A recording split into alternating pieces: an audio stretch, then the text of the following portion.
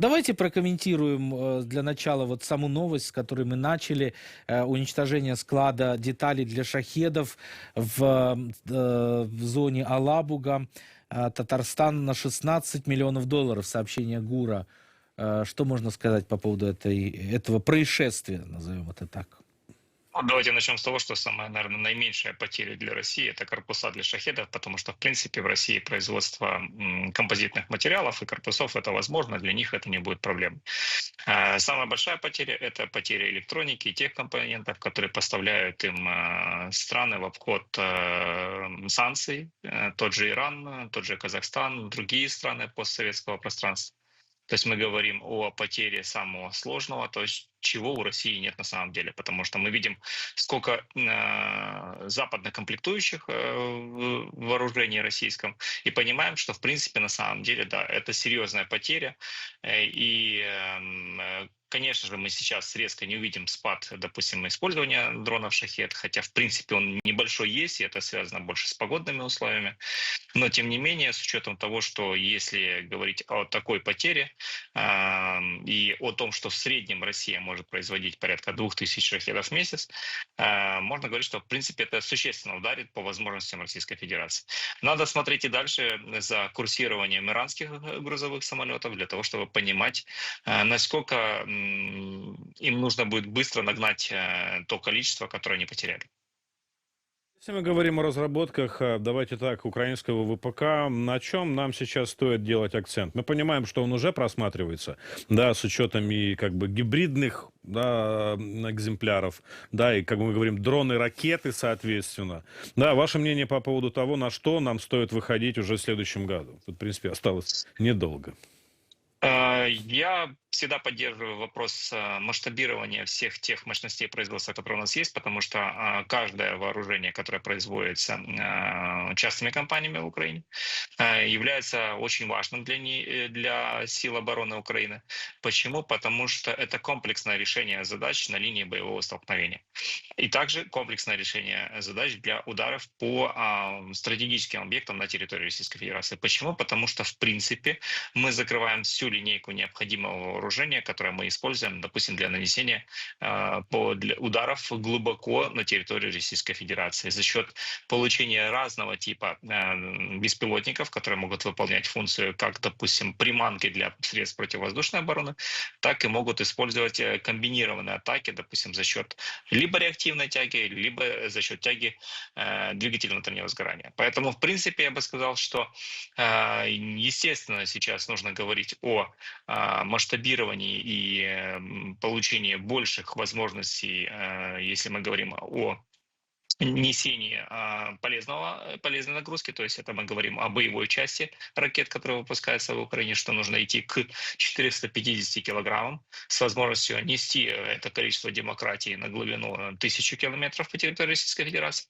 Тогда и это есть основным вопросом. На данном этапе мы идем согласно, грубо говоря, так, внутреннему графику, который мы компании-производители для себя поставили.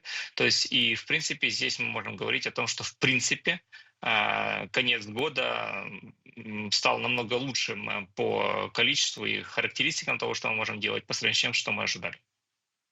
Анатолий, а если подвести итог в сфере, в отрасли, которой вы занимаетесь, радиоэлектронной борьбы, какие у нас есть достижения в этом смысле, опережаем ли мы противника? Я бы сказал, что в принципе, если говорить о паритете в вопросе использования какого-либо вооружения, я бы сказал, что Украина пошла путем создания высокотехнологического, высокоточного, качественного вооружения. В отличие от России, которая использует принцип масштабирования, даже плохого, неработающего, но его много. Если мы говорим о средствах противодействия беспилотникам, то мы видим, что киевляне и многие жители Украины в других городах просыпаются в необычных для себя местах по геолокации. Это и Мозыр, и Гомель. То есть мы говорим о том, что в принципе это есть достижением работы средств радиоэлектронной борьбы, которое позволяет нам подменивать координаты, что активно противодействует ударным дронам. Также нужно сказать, что есть и другие разработки, которые помогают активно противодействовать беспилотникам российским на линии боевого столкновения.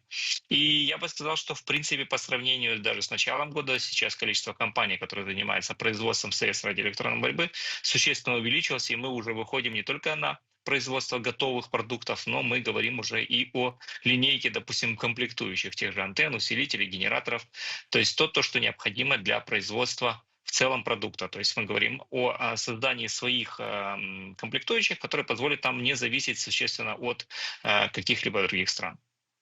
Ну и давайте поговорим о том, как сейчас развивается и сотрудничество с нашими партнерами, да, в плане разработки беспилотных систем, в плане поставок и помощи, которую предоставляют наши партнеры. Страны, которые в рамках формата «Рамштайн» объединились с коалицией дронов и морскую инициативу, с января начнут массово поставлять Украине беспилотники разного типа.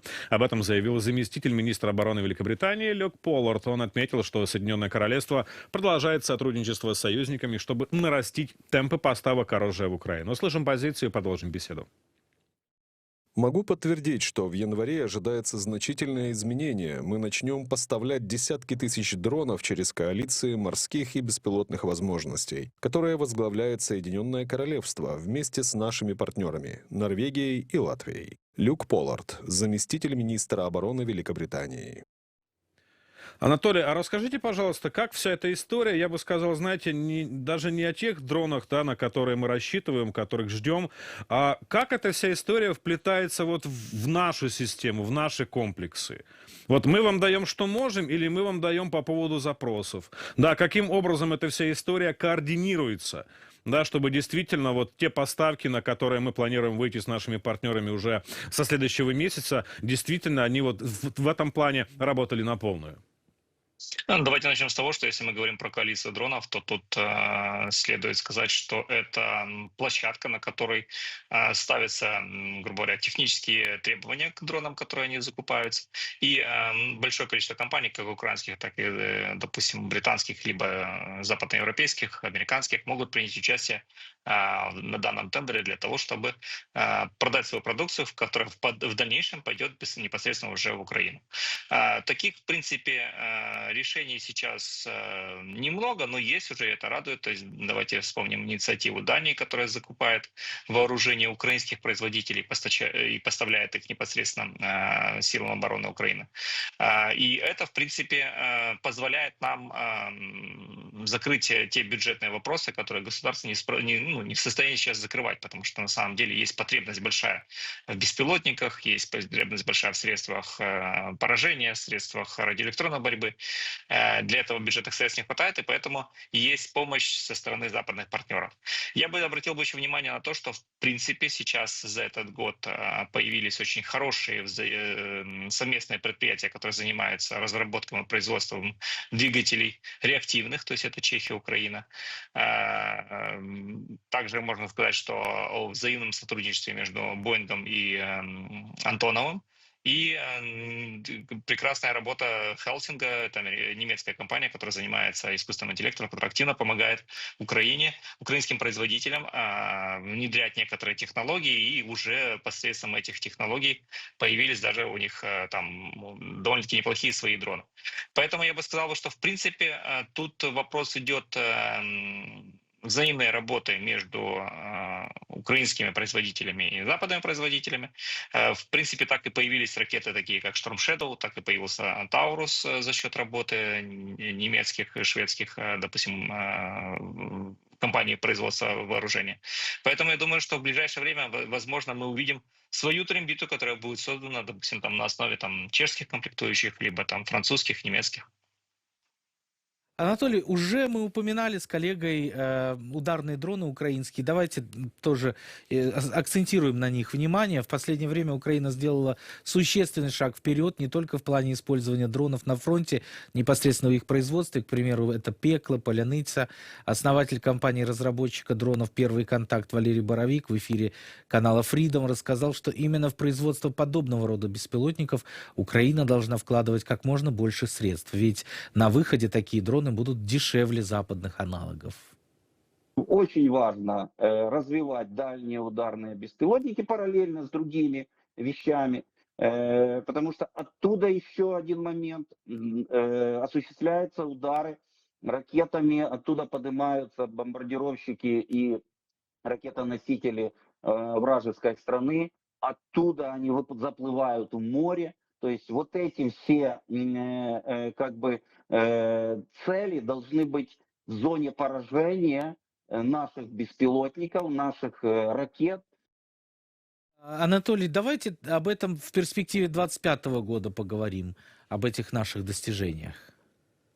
Начнем с того, что если говорить о выполнении стратегических целей, то есть это удары вглубь территории Российской Федерации, то только за этот год мы услышали такие названия, как Пекло, Поляныця, Рута, Трембита, то есть это то название ракет, которое сейчас будет активно использоваться для ударов по территории Российской Федерации, имеется в виду по стратегически важным объектам.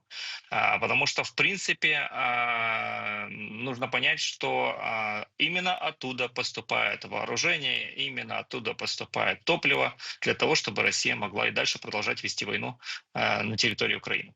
И тут я бы сказал, что, в принципе, безусловно, есть необходимость активного масштабирования производства данного средств поражения, потому что, в принципе, это будет решать задачи и по сокращению логистики российской, и по невозможности выпуска, допустим, вооружения. Потому что, в принципе, потеря возможности производить вооружение для России является катастрофической.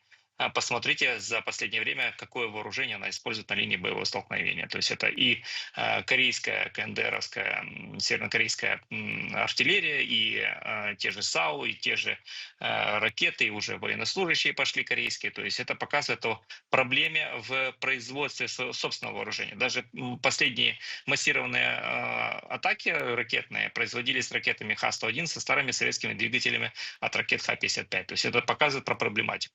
И по этим местам нужно бить для того, чтобы, скажем так, обездвижить Российскую Федерацию. Но при этом нужно не забывать про вооружение, которое активно используется на линии боевого столкновения. Поэтому я в начале эфира сказал, что нужно развивать поэтапно все направления, которыми мы сейчас заняты.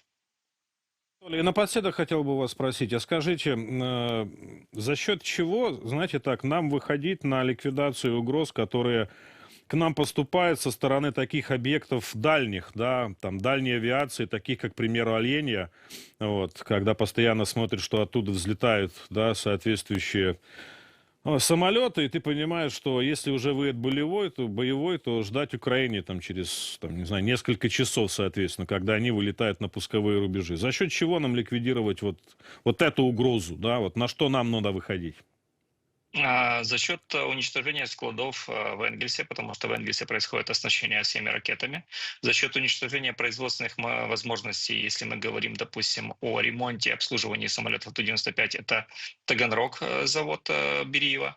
Это удар по Казани, по авиационному заводу, где ремонтируются те же Ту-160 и Ту-22. То есть мы говорим о том, что если мы не можем, допустим, пробить, допустим, противовоздушную оборону Оленей, либо же не можем там по некоторым причинам доставить туда большое количество беспилотников для того, чтобы уничтожить какую-то часть самолетов, мы говорим о том, что мы должны перспективные цели уничтожать, то есть там, где самолеты обслуживаются, либо где они снаряжаются. Основная база снаряжения вооружением — это Энгельс, и это нужно понять, что на самом деле там является практически большой запас ракет, которые Россия использует по территории Украины.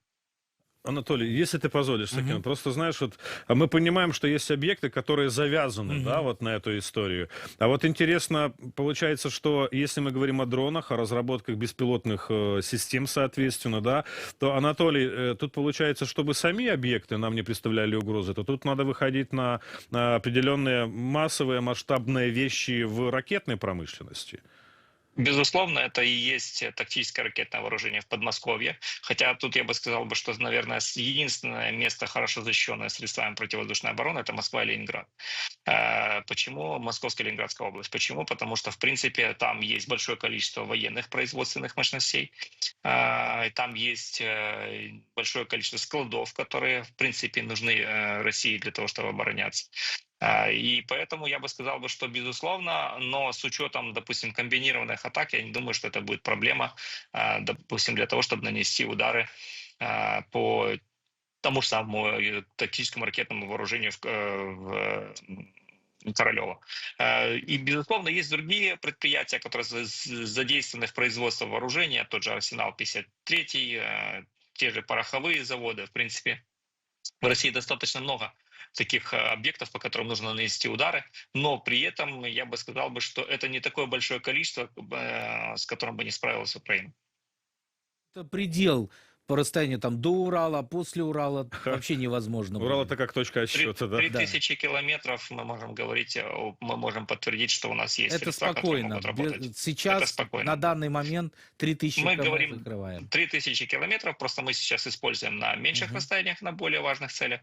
Почему? Потому что нужно понять, что есть две зоны, которые мы должны сделать без вооружения, то есть это 500 километров без тактического вооружения и 1000 километров без стратегического вооружения. То есть это главная цель, которая стоит перед Украиной сейчас. Спасибо, Анатолий. Благодарим за включение. Анатолий Храпчинский, эксперт в сфере авиации, зам гендиректора компании по производству средств радиоэлектронной борьбы, был гостем этой части эфира.